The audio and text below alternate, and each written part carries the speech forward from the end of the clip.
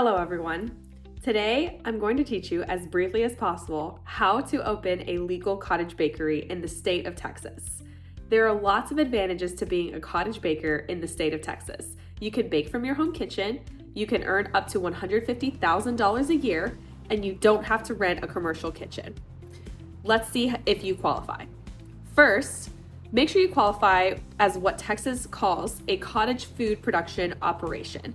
There are 3 requirements to this. Number 1, you have to produce the food in your home kitchen, not a commercial kitchen, your home. The second is your gross sales stay under $150,000 per year. That is total sales, not profit. And finally, you only sell within the state of Texas. If you meet all 3 of these, you qualify and there is no application or approval needed. The next step is to complete an accredited food handler course. This is required for every cottage baker in Texas. The course takes about 2 hours. It costs $10 to $15. It can be done online, and the certificate is valid for 2 years. It has to be accredited by Texas DSHS, and I've linked some currently accepted courses in this description. Next, let's talk about what you can sell. In Texas, you can sell almost any food except for a specific list. You cannot sell meat or poultry or items made with them, seafood, fish or shellfish, ice or ice products including ice cream, frozen custard, popsicles, and gelato, low acid canned foods, anything containing CBD or THC, raw milk or raw milk products. Everything else is allowed: cakes, cookies, breads, pies, pastries, candies, jams, and jellies. Texas also allows you to sell TCS foods. TCS stands for time and temperature control for safety.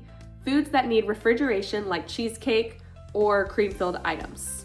You can sell these, but they require state registration and extra labeling, which we'll cover in the labeling section. The next question to ask is whether you need to register with DSHS.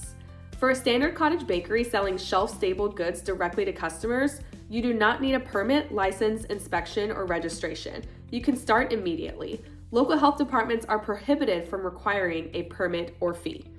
But there are 3 situations where you do need to register with DSHS. Number 1, use a DSHS ID on labels instead of your home address. This is optional. But when you want to use a DSHS issued ID number on your labels instead of your home address, that is a privacy choice that you can make, but then you will have to do the registration with the DSHS. So for your labels, you either can put your home address or you can put your DSHS registration number. Another reason you'd have to do this registration is if you're selling the TCS refrigerated foods. TCS stands for temperature controlled. If the item needs refrigeration, you will need to register it with DSHS. Finally, if you're a cottage food vendor reselling cottage foods, and you operate as a cottage food vendor, which means you're buying cottage foods and then reselling them, the vendor doing the reselling must register. You can wholesale your non-refrigerated products to a registered vendor, but you cannot wholesale TCS foods. I hope that makes sense.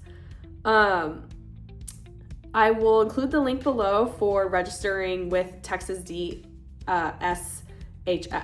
So if any of those 3 points apply, register through the Texas DSHS Cottage Food Registry. There's a link in the description here. And use a desktop computer because the portal does not work well on your mobile device. Every product you sell has to be packaged and labeled. Texas requires your business name, your address or DSHS ID number, the product name, any major allergens, and a specific state disclosure. The easiest way to do this correctly is to use Cakery's label maker. I will link it below. Here's how to use it. Step 1, select your state. That's the state of Texas. In the first selection, select Texas. The tool automatically fills in the required Texas disclaimer for you, so you don't have to type it in. Next, put in your bakery name and city. This is where you'll put what your bakery name is and the city that you're operating in. You don't have to put your owner name.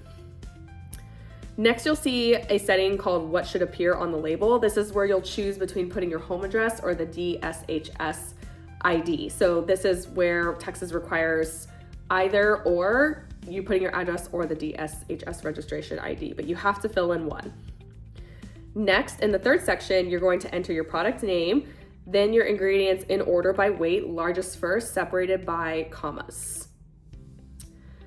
The tool auto-detects the common allergens from your ingredients list and adds them to the label for you. So review the highlighted allergens and tap to add or remove any. There's also other allergens field for anything uncommon like mustard or celery. Net weight is optional. If you're selling a refrigerated food, turn on the show made on date and turn on the refrigeration label to add the required safe handling instructions for that. Next, choose, this is just a cosmetic thing, your shape, your color, font, and then you can also upload your logo. This will make the label personal to you and to your bakery. If you also want to include a product photo, you can do that here too. Then just click Get My Free Label and you are ready to go for your legally cottage food labeled baked goods.